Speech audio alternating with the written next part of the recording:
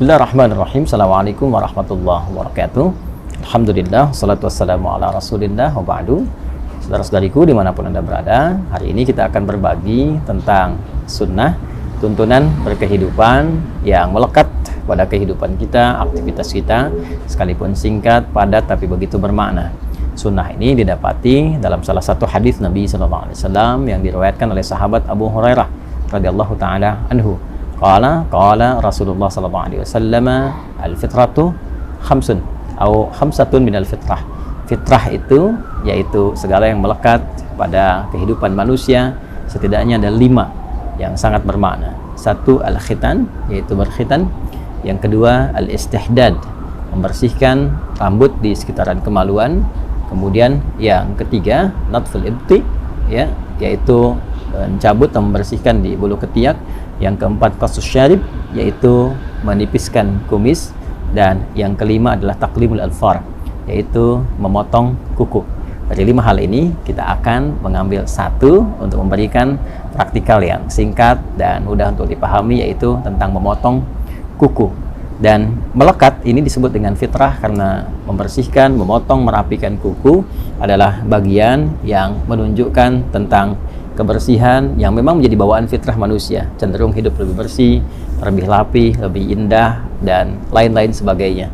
Dan kuku adalah bagian yang melekat pada kehidupan kita. Karena itu, orang insan beriman, orang Islam itu mesti tampil dengan bawaan fitrahnya, senang dengan kebersihan, kerapian, termasuk mengatur tentang kebersihan dan kerapian kukunya.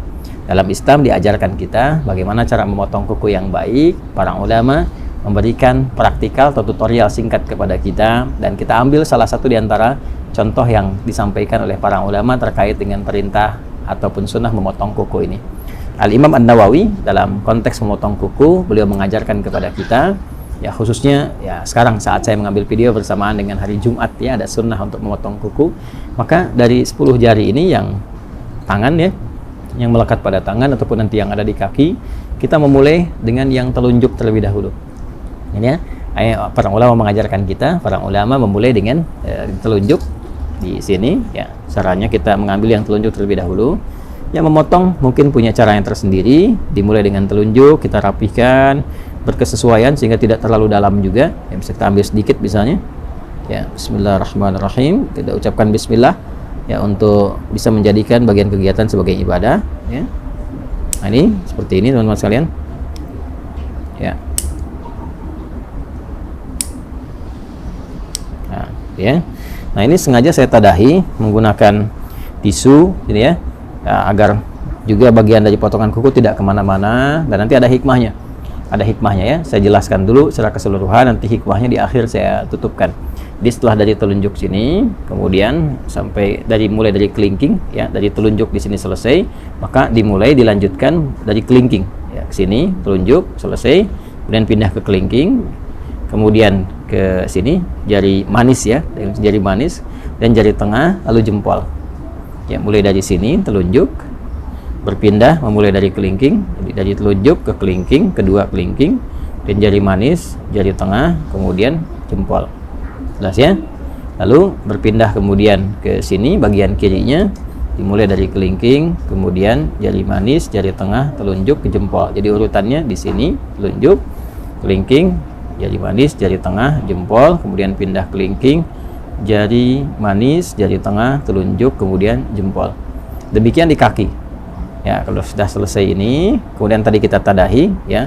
Ini saya contohkan tadi satu yang telunjuk karena di hari Jumat saya sudah mendahulukan memotong keseluruhannya. Jadi saya urutkan saja tadi seperti tadi saya sampaikan. Jadi telunjuknya sudah, kelingking sudah sampai ke jempol, kemudian dari sini kelingking sampai ke jempol, selesai kita tadahi. Ini maksudnya supaya mudah untuk dikumpulkan. Ini tinggal dilipat, ya, seperti ini misalnya, dan dilipat. Nah, ada lagi asar itu jejak yang bisa kita dapati dari contoh-contoh ulama yang bersambung pada sikap-sikap mulia. Ya, biasanya nanti sampai ke sahabat atau sampai juga kepada Nabi Sallallahu Alaihi Wasallam.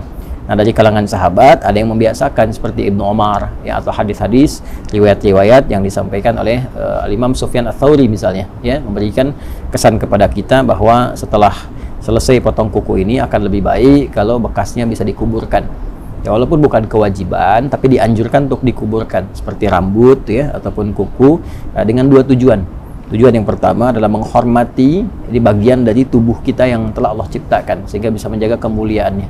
Ini kan bagian dari tubuh kan, jaga kemuliaannya jadi nggak dilempar sembarangan. Walaupun mungkin kita bisa dilipat seperti ini, dibuang ke tempat yang layak gitu kan. Nah, itu sebetulnya tidak ada masalah juga, tapi akan lebih mulia kalau bisa dikuburkan, lebih bagus. Yang pertama takrim, untuk memuliakan pada bagian tubuh yang telah Allah ciptakan. Kemudian yang kedua, yang penting juga menghindari hal-hal yang bisa menghadirkan madarat yang tidak tampak. Ya, madarat itu hal-hal yang membahayakan kepada diri tapi tidak tampak. Seperti kebiasaan-kebiasaan tukang sihir misalnya, ya, atau hal-hal terkait magic yang seringkali menggunakan bagian-bagian dari potongan tubuh, khususnya rambut. Ya, ada juga yang terkait dengan kuku. Ada juga yang menambahkan secara fikih supaya tidak dijadikan sebagai bagian dari potongan-potongan untuk kepentingan-kepentingan lain. Seperti kalau rambut kasusnya jadikan bagian potongan-potongan, ada yang digunakan untuk pakai wig dan sebagainya. Nah, itu supaya tidak digunakan pada yang demikian, akan lebih bagus kalau dikuburkan. Nah, itu secara singkatnya, potong kuku, bagian dari fitrah. Hikmah fitrah itu menjaga kebersihan, tampil lebih rapi dan indah, dan dimulai dengan susunan yang tadi telah disampaikan, diakhiri dengan alhamdulillah, niatkan sebagai ibadah, dan mudah-mudahan selain tampil indah, elok, rapi, juga berpahala di sisi Allah Subhanahu wa taala. Al-Hidayat. Assalamualaikum warahmatullahi wabarakatuh.